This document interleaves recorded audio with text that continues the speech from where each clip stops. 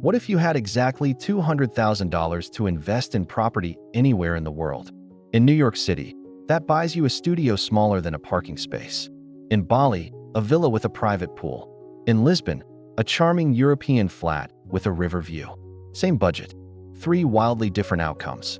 Today, we are putting all 3 head-to-head in 6 rounds to find out which one is actually the smartest investment. Let us meet our 3 contenders. First, New York City, the financial capital of the world. $200,000 in Queens buys you a 380-square-foot co-op studio in Jackson Heights. That is 35 square meters. 1 room, no separate bedroom, but you are 20 minutes from Midtown Manhattan on the 7 train. Now Bali, the dream destination for digital nomads and surfers. That same $200,000 buys a 2-bedroom villa with a private pool in Canggu.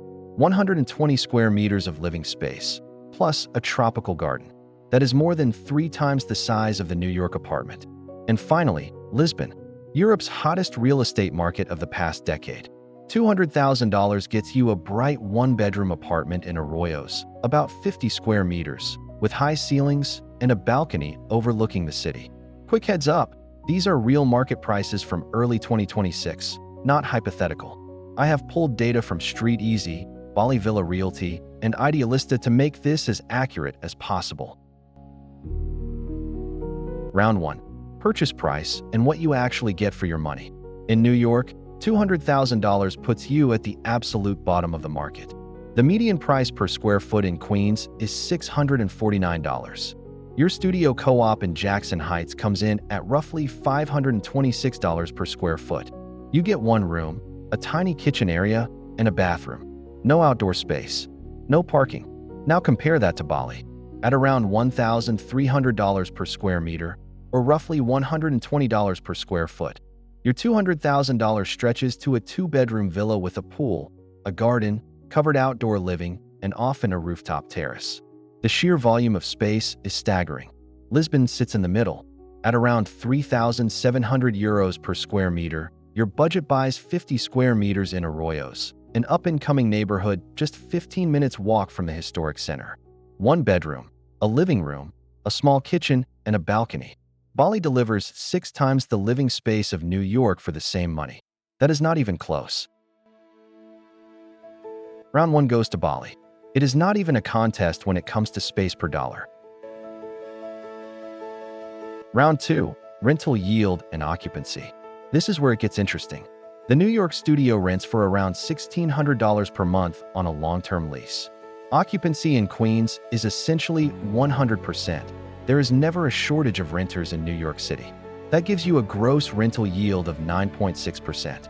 But here is the catch. Co-op maintenance fees eat $550 per month, and many co-op boards restrict or outright ban subletting. Your effective net yield after maintenance drops to around 6.3%, assuming the board even lets you rent it out. Bali is a different game entirely. A well-managed Canggu villa on Airbnb averages $120 to $150 per night, with 65 to 70% occupancy. That translates to roughly $28,000 to $38,000 per year in gross rental income. Even after 35% in operating costs, management fees, pool maintenance, staff, utilities, you are netting $18,000 to $25,000. That is a net yield of 9 to 12%. Lisbon brings in around €1,000 per month on a long-term lease, roughly $10,800 per year. With minimal operating costs, the net yield lands around 4.8%. Solid, but not spectacular. One thing most people miss about Bali, the operating costs are real. You need a pool guy, a gardener, a housekeeper, and a property manager. That 35% expense ratio is not optional. Round 2 goes to Bali again. The rental income potential is in a league of its own. Round 3, 5-year appreciation. This is where the story flips. New York real estate appreciates at a steady 3 to 4% annually. Over 5 years, your $200,000 studio grows to roughly $232,000 to $243,000. Safe, predictable, boring. Bali has seen explosive growth, 8 to 12% per year in prime areas like Canggu. On paper, That 200,000 becomes 300 to 350,000 in 5 years.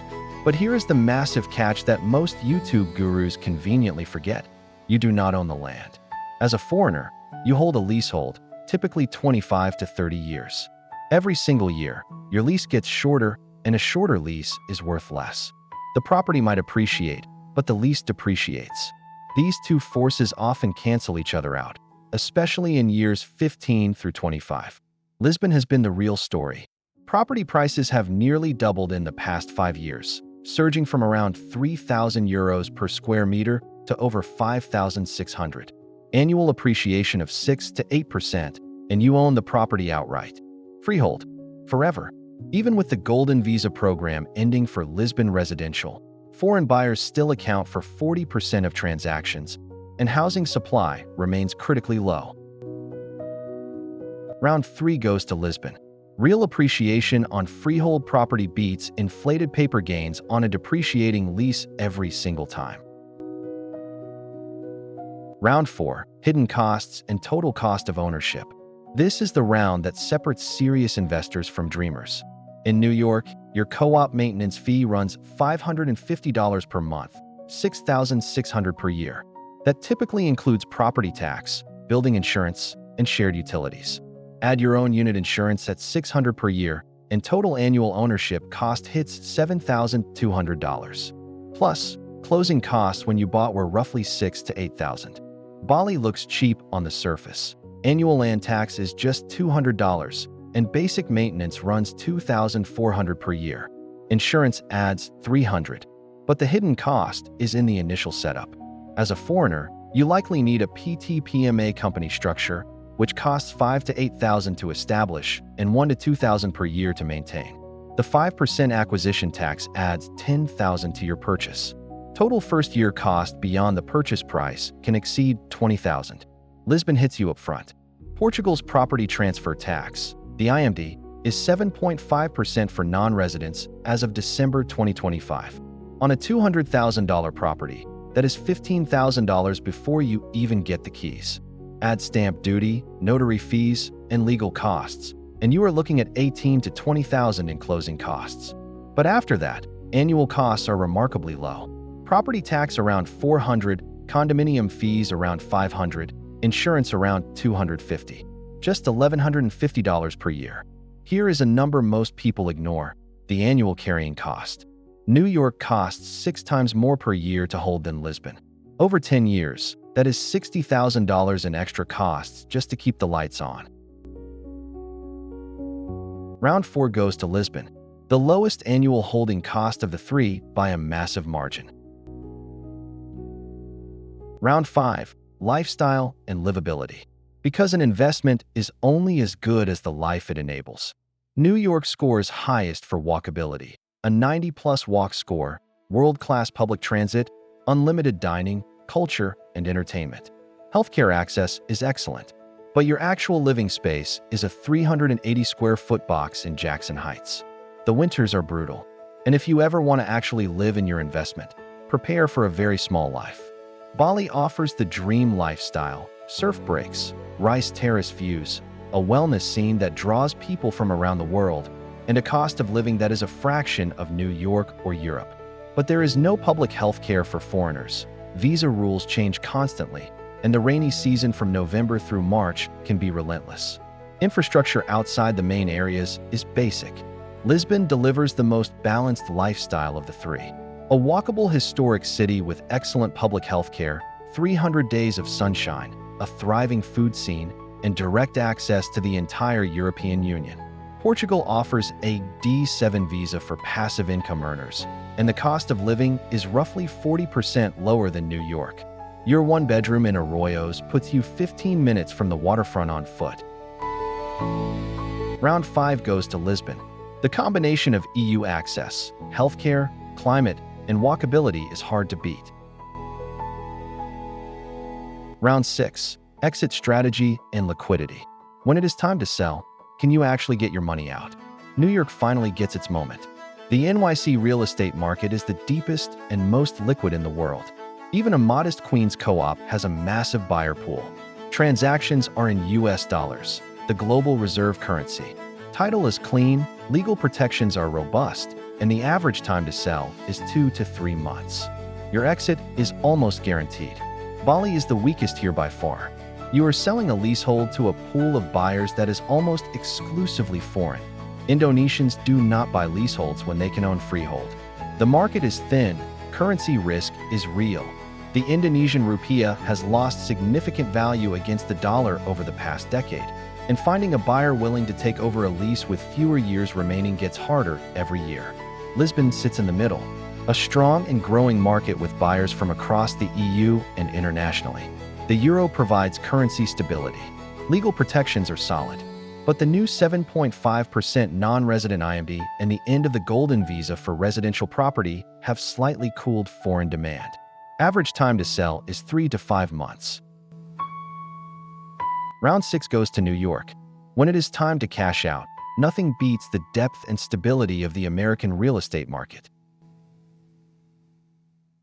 After 6 rounds, Lisbon takes the crown with 3 wins. But the real answer depends on who you are. If you want the highest short-term cash flow and you are comfortable with risk, Bali is your play. That 9 to 12% net yield is hard to argue with. But understand what you are buying: a depreciating lease in a developing market with currency risk and limited legal protections. If you want the safest, most predictable investment with the easiest exit, New York is unmatched. You own freehold property in the most liquid market on earth, denominated in US dollars. The yield is modest, but your money is as safe as it gets. But if you want the best balance of yield, appreciation, lifestyle, and low costs, Lisbon wins. Freehold ownership in a European Union capital, strong historical appreciation, minimal holding costs, and a lifestyle that is genuinely world-class. For $200,000, Lisbon delivers the smartest all-around investment of the 3. Which of these 3 would you actually invest your $200,000 in? The tiny New York studio, the Bali villa with a pool, or the Lisbon flat with a balcony? Drop your pick in the comments. And if you want to see what 200,000 buys in 10 other countries, watch this video next. Subscribe and hit the bell so you never miss a new property showdown.